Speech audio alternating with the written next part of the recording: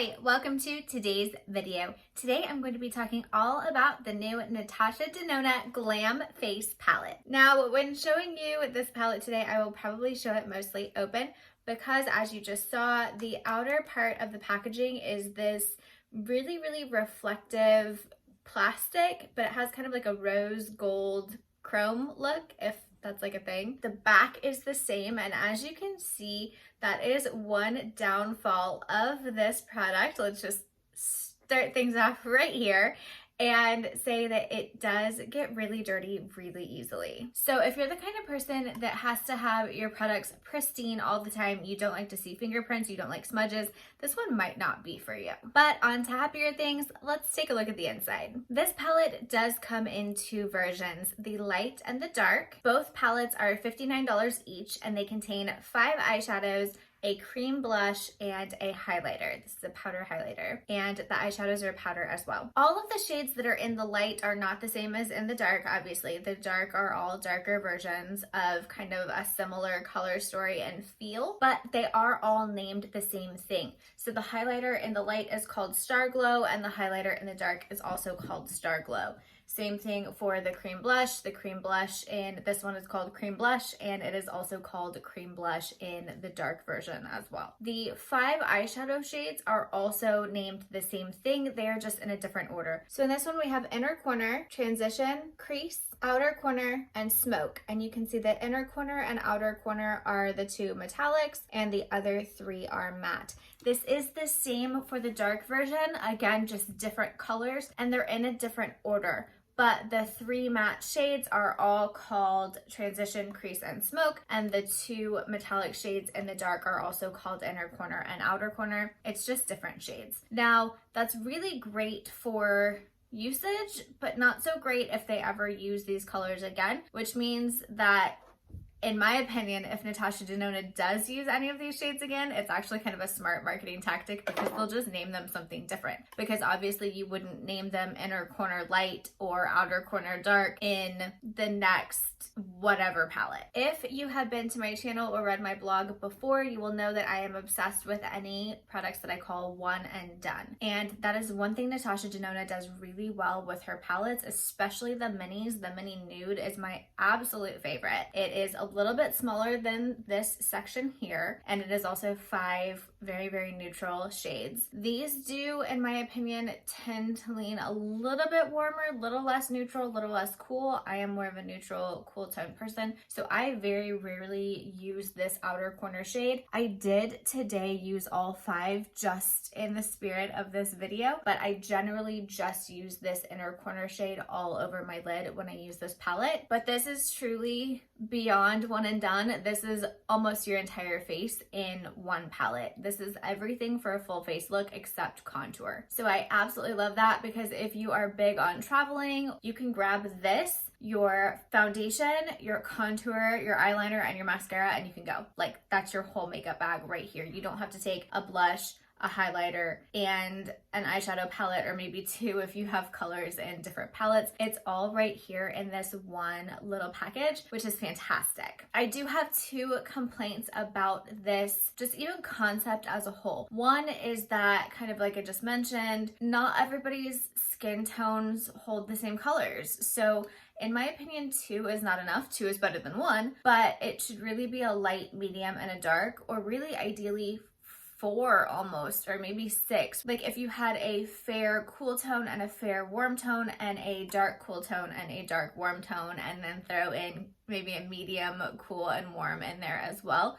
to really get everybody. Because that is one thing, this is $59. So if you are not going to use all of the products, it's just wasting money because you could buy the Natasha Denona Mini Nude palette that I was talking about and just use a different highlighter and blush. And, you know, depending on the size, it may take up the same amount of room in your bag. It's just not all in one piece. Also, as you can see, the highlighter looks very yellow gold in the palette, but on the skin, it's a little bit more icy. It doesn't really turn as warm as I anticipated, so that was a really pleasant surprise. The other negative, and really the only product negative that I have for this palette, is the cream blush is possibly the worst cream blush I have ever used. I am wearing it today right in through here, and it hardly shows up at all. It's very, very dry. It's very difficult to work with. I've tried using my hands. I've tried using a brush. Today I used a beauty blender, and I just really haven't mastered it. And you know, products like Rare Beauty's liquid blush, that 2 dots can almost be too much. I am taking, you know, 3 to 4 swipes of blush out of this one to try to get it to show up on my skin, and my skin is not that dark. So,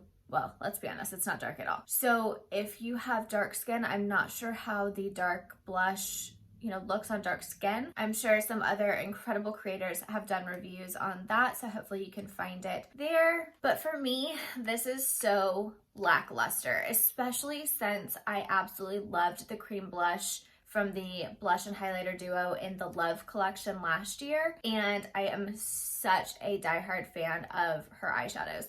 In my opinion, the top 3 prestige eyeshadow formulas are Natasha Denona, Pat McGrath, and MAC Cosmetics. I have yet to find an eyeshadow from any of those 3 companies that were not worth it. Because they are such quality, sometimes with the mattes, you do have to really go slow and build. You can't just get a bunch of black eyeshadow or dark purple or navy or whatever color you're using and just, you know, toss it on your face and think that it's gonna look good. They are not foolproof. They are expert prestige shadows for a reason. The quality is absolutely there. You just have to learn how to use them properly. Today, with these 5 shadows, I did not have any issues. The darkest shade did not skip at all. They all blend like a dream. They are absolutely wonderful. Again, this is another eyeshadow hit from Natasha Denona. Hands down. As for the highlighter, in my opinion, it's very wow. That is a very, very strong highlighter. I dusted on or tapped on just a little bit with a brush from about here to here. One of my favorite things about this palette, and Natasha Denona does this quite often, and I'm trying to think, I don't know that I've seen it elsewhere, which kind of surprises me, but most brands don't combine powder and cream products, but that is this little plastic flap here, and it's a cute little dust shield almost that protects your cream blush from your powdered eyeshadow. So when you are fluffing your eyeshadow around in there, it will not get into your cream blush, and then you will not get specks of either sparkle or shadow in your cream blush, which is fantastic. Another great thing about this is the size of the mirror. The mirror is the full inside, so same size as this. It is a massive mirror. So again, as far as that one and done, take one product with you and go, this is fantastic because it also has your mirror. Let's move on to some swatches. We will go ahead and start with the eyeshadows, and I will go from left to right on the palette. We have Inner Corner, Transition, Crease, Outer Corner, and Smoke. So here are your 5 eyeshadow shades. You can see the mattes are super creamy and really did swatch well, but this is what I was talking about. You really don't want to go in heavy-handed and not blend because it will streak. So you go in super light and you just build, build, build, build.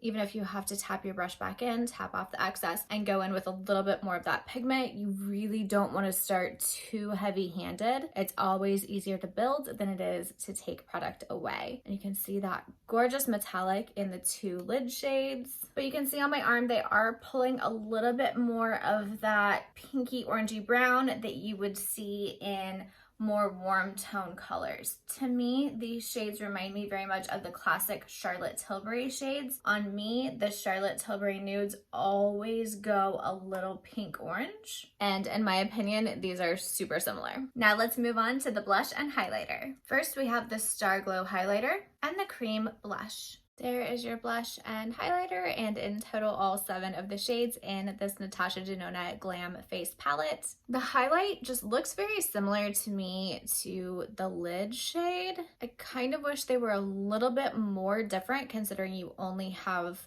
7 shades in here, because you can always swap out a highlighter for an eyeshadow and an eyeshadow for a highlighter. So when you have, a palette like this with only 7 things or shades or products or whatever in it, because it's that one and done, take it with you and go kind of thing, you would hope things could take the place of each other. And having these 2 shades that are that similar right there and right there, they're not exact. I'm not big on dupes. I don't believe in dupes, but they're so similar. The undertones are a little bit different, but why not go super different so that you get that sixth spot as something really unique and special? And as for this cream blush, you can see part of the problem I was talking about here. Like, it deposited a lot of color there and then totally faded out, but you have a weird streak in it.